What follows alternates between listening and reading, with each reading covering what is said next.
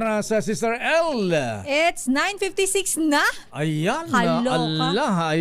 Kailangan importa pa naman ang pag-usapan natin kay Dr. Garrison dahil maganda tulakay. alam po natin na siguro majority sa atin, lalo mga nakikinig sa atin po, mga kuya, mga ateng, mga nanonood, yung bang issue ng cholesterol. Ayan. Yes, oo. Taba sa katawan. Sinasabi ng iba, bakit ganun hindi na ako kumakain ng taba, karne ng baboy. Oo, puro veggies gulay na. lang. Oo. Bakit mataas pa rin aking kolesterol? Ayan. At ano ang dapat gawin? Yan po ang pag-usapan natin ngayon sa ating diplomate in geriatric medicine at functional medicine practitioner si Dr. Garrison. Pag-usapan po natin mahabigan ng hyperlipidemia. Ayan. Kasi habang tayo po ay nagkakaedad, mga kuya, mga ating mga lolo, mga lola, ha?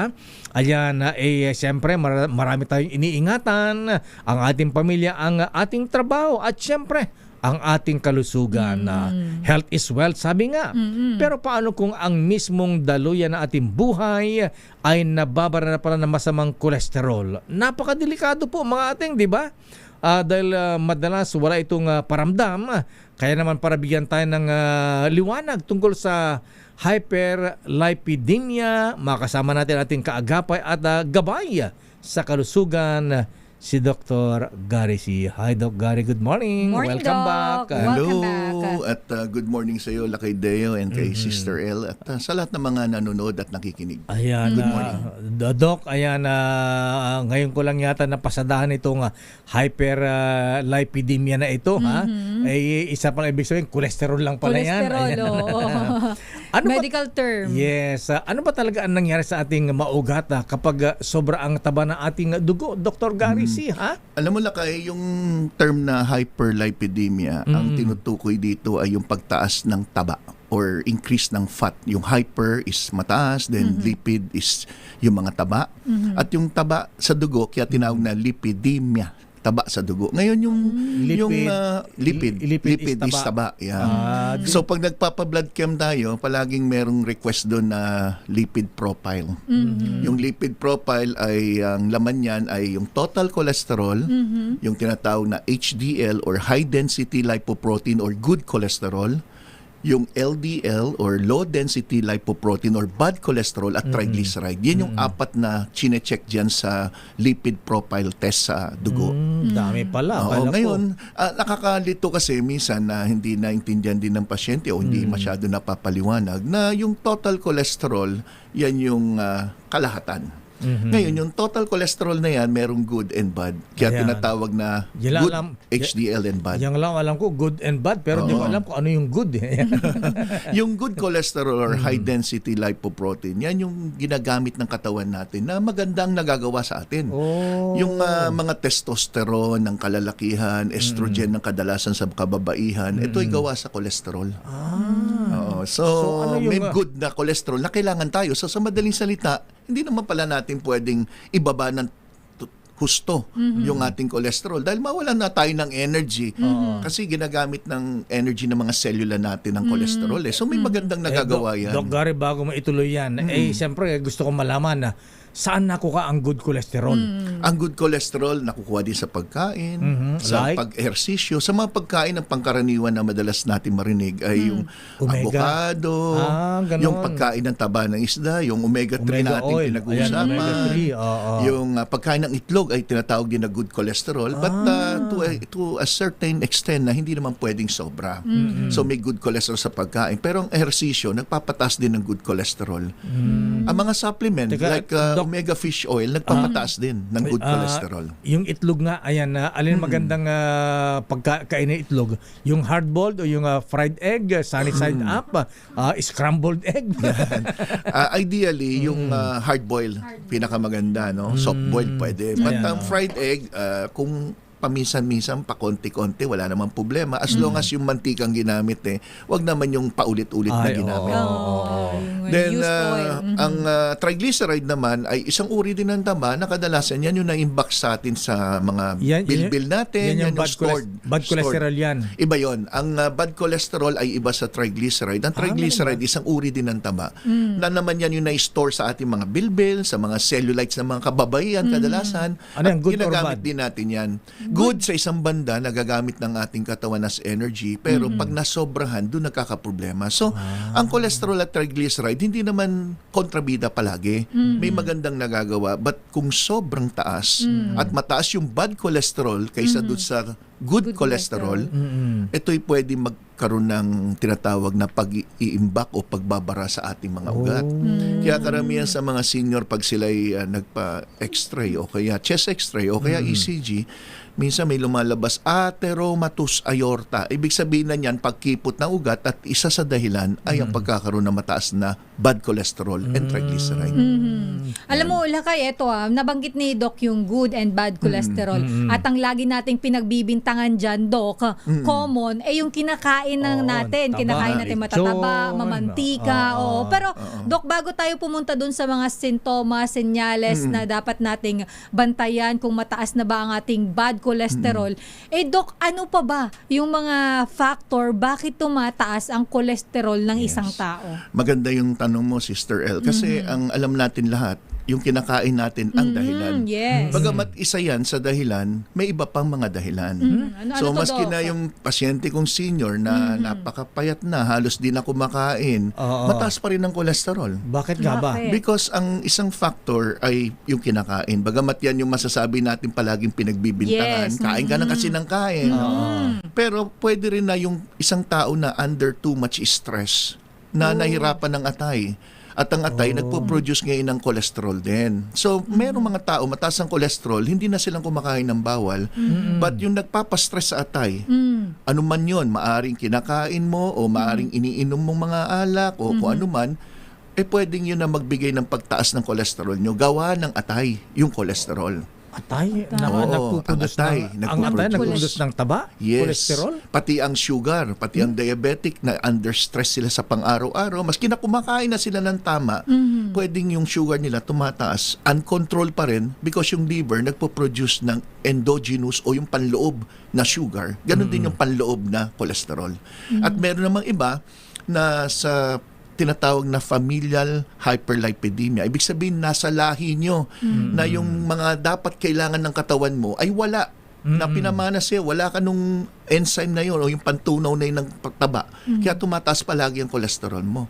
At sa mga ganun, ang kinakatakutan natin, yung mga posibleng complication like heart attack, stroke, peripheral artery disease, kadalasan yung mga mataas ang cholesterol, wala silang naramdaman. Pero bakit pag naglalakad, konting lakad masakit ang binti. O kaya madaling mapagod? Madaling mapagod, Nangangalay. hinihingal, medyo mabigat ng dibdib. Pero kadalasan, ito'y pwedeng senyalis na pala ng mataas ang cholesterol. Though, pag tinignan mo pasyente, hindi mo makikita kung mataas ang cholesterol. But posible din na may senyalis sa mata, yung mga tinatawag na senile arcus senilis. Anong senyales sa mata, Yung Doc? pag tinignan mo yung mata, may ring na kulay puti. Aha. O kaya dito sa may balat, sa may labas, may makita ka mga dilaw na patsi-patsi. Yung mga yan, santelas mata ang tawag, yung mga parang dilaw na taba sa may balat ng mata, palibot ng mata. Palibot ng mata. Then Sa pag labas tinignan to, mo sa yung labas. sa labas, tapos pag tinignan mo yung mata mismo, yung itim ng mata, may singsing na kulay puti. Maaaring yan yung mga senyales lang na mataas din ang inyong cholesterol. Ayan. Yan yung physical na makikita mo. Pero sa pangkalahatan, hindi naman natin nakikita yung chest pain, hindi natin nakikita yung leg pain, pero yun na maaaring maramdaman. Pero Doc, alin ang mas in a scale of 1 to 10? Alin ang mas nakapag-produce ng taba? Yung kinakain o yung stress? Majority yung kinakain pa rin. Kinakain pa rin. But I would say 70% dahil sa kain, 30% may kinalaman doon sa ibang factors. Maaari din yung gamot na iniinom mo sa isang sakit Ayan, na isa pa yan. nakaka-apekto sa atay mo. Maaaring ang side effect, tumaas ang cholesterol. Ayan. Kaya dapat pag tinignan ng isang doktor ng pasyente, rini-review mo hindi lang yung lifestyle. Ikaw ba'y kumakain ng tama? Ikaw ba'y nag-exercise? Under stress ka ba? Ano mga gamot iniinom mo sa ngayon? Minsan yung gamot sa tuberculosis na 6 months mo ininom, pwedeng isa rin sa dahilan na humina ang liver. So maraming factors na dapat bigyan ng pansin. At saka sinasabi, Dok, pagka mataas ng cholesterol mo, minsan re-resetahan ka ng mataas ang dosage o kaya milligrams na panlaban sa taba. Pero sabi nila, huwag masyado mataas kasi sisirain naman ang liver mo. Yung liver, Usually naman, ako naniniwala, Lucky Deo, na yung pagreseta ng doktor, depende rin sa assessment niya. Halimbawa, very high ang risk mo, Lakay, na may lahi kayo talaga ng heart attack, stroke sa pamilya. Tapos mataas ang BP mo. Tapos hindi ka maingat sa pagkain. Baka gawin ng doktor, bigyan ka talaga ng gamot. Parang umaasa sa gamot. Pero kung ikaw naman ay less ang risk factors, wala kang lahi ng ganon na heart attack o stroke, o ikaw ay maingat sa pagkain, active ka physically, nag-exercise ka, maaring mababa lang yung milligrams ng gamot. Kasi ako na naniwala na yung pag maintain mo na yung gamot, pwedeng nag-a-adjust din ng doktor base sa pagbabago ng pasyente sa kanyang ginagawa. Ayan. Halimbawa, may pasyente ako, ito concrete example, na may isang pasyente ako uminom ng mga statins. Ang ininom niya 80 milligrams, which is highest na, no? Ngayon, ang 80 ininom milligrams? 80 milligrams per day before going to bed. Ngayon, ang ininom niya is only 20 milligrams. Paano ko na ibaba from 80 to 20? Binantayan yung diet. Pinalista ko ano yung kakainin mong almusal. So after mga 1 month, balik ka sa akin, ulitin natin yung blood test mo. Then, binigyan ko ng mga supplements. Yung pagdagdag lang ng fish oil dun sa pasyente, na ibaba namin yung gamot niya. Ang fish oil nakababa bagay. Yung fish oil nakakatulong tumaas ang good cholesterol at ito'y base na sa mga studies at tumutulong magpababa ng triglyceride. So pag mataas ang triglyceride mo tapos mataas ang triglyceride mo tapos mababa ang good cholesterol mo, ang laki ng chance na magkaroon ka ng stroke and heart attack. Ayan. So, additional lang na mga supplementation, maaaring nabawasan mo yung gamot na naniniwala ako ng gamot may magandang nagagawa pero may masamang nagagawa. Ayan. At ang number 1 na epekto ng mga statin minsan ay madalas pinupulikat ang pasyente, humihina ang memorya at humihina ang atay sa long-term use na matataas na miligramo. But as long as supervised by the doctor na nagreseta, na monitor yan, na-adjust yung gamot dapat. Dapat ganun ang dapat. Yung pagka pinupulikat, senyalis ito ng ano, Dok? Pamumulikat is one sign na pwedeng purang blood flow, pwedeng electrolytes imbalance, but kadalasan sa mga senior, because of the poor blood flow, lalo na yung pulikat na sa madaling araw, yung natutulog ka. Natutulog, magigising ka. Mag-iingat ka lang na gano'n bigla na namang pupulikatin. Ang paliwanag dyan, pag ikaw ay kumikilos, bihirang pulikatin ka ng regular na kilos dahil gumagalaw ka yung blood flow mo tuloy-tuloy. Pero natulog ka ng 4 na oras na tuloy-tuloy o 8, pagdating ng umaga na, nagalaw ka lang ng konti, tumigas na kagad yung binti mo. At nangyayari yan minsan sa mga pasyente, gabi-gabi o madaling araw, tuwing madaling araw. Ayan. And isang pwedeng nilang bantayan yung cholesterol nila. Ayan, Dok, bago natin pag-usapan yung omega-3 fatty acids na sinasabi nakatulong, yung foot massage sa mga pinupulikat, nakatulong ba yan?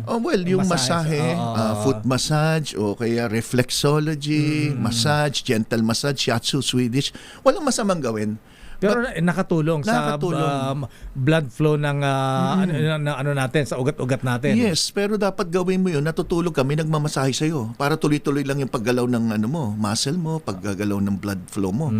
But ang is makakatulong yan, but alamin natin kung may bara ba dyan. So may ibang doctor would advise, magpa-Doppler exam ka, tingnan natin yung mga, kung baka may deep vein thrombosis ka, may bara kang blood clot na namu dyan sa binti mo, o kaya peripheral artery disease, na makipot ng 50% yung ugat mo. Pag 50% ang kinipot niyan, yung supply ng dugo, lalo na sa talampakan, apektado na. Kaya mapapansin mo kulay ng kuko iba. O kaya nangingitim bandang harap ng binti. O kaya parang namamagana yung paa. Manas. So hindi natin pwedeng, masahe lang yan o reflex. Makakatulong yan, but we have to see a doctor para mabigyan na nararapat na solusyon. So ano yung mga sustansya na tulad ng omega-3 fat acids, yung tinatawag na EPA at DHA para makatulong, para linisin yung mga bara-bara sa ating mga ugat na Dr. Gary C. Actually, Lakay Deo, mula nagsalita ako dito sa program mo, china-challenge ko nga yung mga nakikinig na tingnan kung totoo yung sinabi ko. Pwede sila mag-search ngayon, mag-google nga sila. Ang fish oil ba, anong matutulong yan pagdating sa cholesterol or triglyceride. At nandun na lahat ng paliwanag. So number 1, tumutulong talaga ang fish oil o omega-3 fatty acid na malesen yung lapot ng dugo. So in a way para siyang mild na blood thinner. Ayun. Number 2, blood thinner. Okay. tumutulong siya mabawasan ng inflammation ng ugat o pamamaga ng ugat. Na isa sa dahilan para kumipot ang inyong pagdaloy ng dugo. Number 3, nagpapababa siya ng triglycerides. May halintulad mo na siya dun sa pangkaraniwang gamot, yung fenofibrate na binibigay. So ito yung pangkaraniwang gamot sa triglyceride, generic name fenofibrate, no?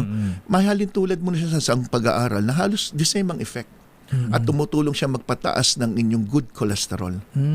So dun pa lang sa mga yan na nabanggit ko, marami pang iba like before na pag-usapan natin yung mga joint stiffness, arthritis. Since we're talking about blood circulation and cholesterol o pagbabara ng ugat, yan ang nagagawa ng omega-3. But make sure lang, ako'y nakikiusap na make sure din lang na hanapin nyo yung purified. Kasi nga, umiinom nga kayo ng fish oil for the longest time. Pero hindi naman to yung purified, hindi yung magandang quality. Later on, bumaba nga yung cholesterol triglyceride mo, yung liver mo naman, mapansin mo mataas yung SGPT na senyalis na hirapan yung atay. So we should balance din. Hindi lahat tama. Meron din dapat bigyan ng pansin na, tama milligrams, tama yung dami. So yung pagkain, given na yan na lahat ng uri ng pagtaas ng cholesterol triglyceride, ingat sa pagkain. By the way, ang triglyceride, hindi tumataas dahil sa taba lang. Tumataas yan dahil sa matatamis na pagkain. Pati sweets. Sweets, white bread, over rice, ng eating ng white rice. Only rice pa naman Candy, ice cream, cakes. Nagpapataas ng triglyceride. Kaya akala nyo, hindi naman taba tong cake eh. Hindi naman to. Tsaka diba? di naman matamis yan eh. Yan. Ayan, Kaya karamihan ng diabetic, pag mataas din ang sugar, mataas ang triglyceride. Usually, nagsasabay sila. Yung bang omega oil, Dr. Garrison, nakaalis ba ng bara-bara sa ugat ng ano yan? Not exactly makakaalis ng bara. But ang kagandahan kasi, ang puso natin, hindi lang yan EDSA, meron yan iskinita. Ang habol natin, kung barado man yung EDSA, yung iskinita, wag na natin baran. So ayusin na natin. Ayun. Kasi when we talk about bara, the only way siguro na matanggal yan is either injection ka ng kumbara ng dugoan na mo, pwedeng may mga tinatawag na thrombolytic agent. Kung ito naman ay halimbawa bara because of cholesterol, talagang kailangan mo na dumaan sa mga angioplasty o repair. So I believe na kung tayo mag-iingat, may mga pasyente may bara sa puso na ayaw magpa-opera sa anuman dahilan, pero Siyempre, buhay pa. Pero mahal kasi, ayan, opera pa lang, ospital na lang, doktor na lang nenervous yun yung pasyente. Tama, pero buhay pa. Buhay pa. Meaning, meron pa rin ugat na dumadaloy. So yun ang ayusin natin. Kaysa na wala kang gagawin, let's do something by proper diet, exercise, lifestyle modification, and additional of supplements na maaaring makatulong like itong Omega Gold na ating pinag-uusapan, Ayan, and the medication na binibigay ng kanilang doktor. Ayan. Yan. May Omega Gold na nagbigay sa akin na Dr. Gary ang pangalan. Oo nga sa akin ilang meron beses din iniinom yun? Morning, afternoon, before going to bed? Ano yan? Ang common na daing ng pasyenteng umiinom ng fish oil, malansa daw. So pag dighay Yung daw nila, dighay. parang lansa, isda.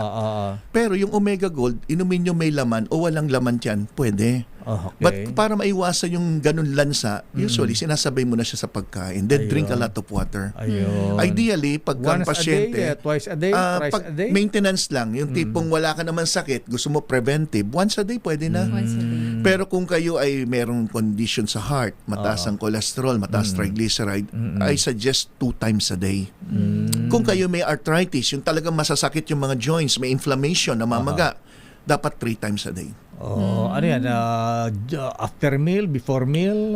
After meal na lang. After meal. Pero ideally, wala namang masama after or before. Hindi naman nakakasikmura ang omega fish oil. Okay, Doc, ano po ang yung golden health tips para sa ating mga kababayan para manatiling malusog ang ating mga puso at daluyan ng dugo, Dr. Unang-una, kailangan kung may nararamdaman kayo, magpa-check na kayo.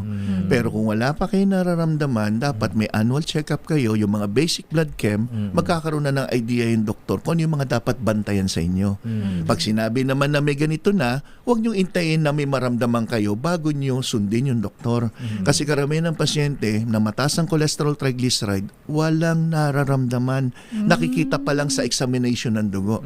By the time may naramdaman kayo, baka kailangan nyo na magpa-angiogram o angioplasty. Pag minalas-malas, bypass. Ako, yun ang masakit. So, Ayaw natin ng ganyan. wag na sana tayong dumaan No. doon. Huwag paabutin ng ganon. Tama, Oo. tama.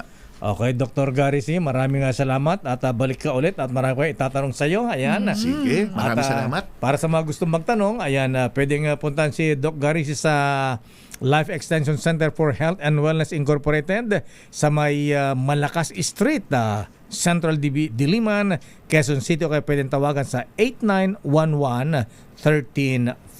May Ayan. nag-comment ka dito, Lakay, para kay Doc nga itong tanong. Sabi dito, yung wala na daw siyang gallbladder more than 30 years na. Yun ba daw kaya ang dahilan kung bakit mataas yung kanyang cholesterol? Walang kinalaman. Walang Ang kinalaman. gallbladder ay imbakan lang natin yan ng mga bile na ginagawa ng atay, iniimbak sa gallbladder, itong bile na to. Every time kumain tayo, panunaw ng ating kinain. So, it doesn't mean na pag tinanggalan ka ng gallbladder, tataas ang cholesterol niyo. Okay. Doc At Gary least may C. nasagot tayong isa. Thank you, Doc. Maraming salamat and good Thank you. morning. Thank you very Hanggang much. sa Thank muli. At yan ang kabuhan natin palatuntunang damdaming bayan. Ako po si Dea Macalma. Sister El po, Elaine Apit. Stay safe. God bless. Susunod na Operasyon Tulong, Wonder Woman, Miss May Binauhan. Bye-bye!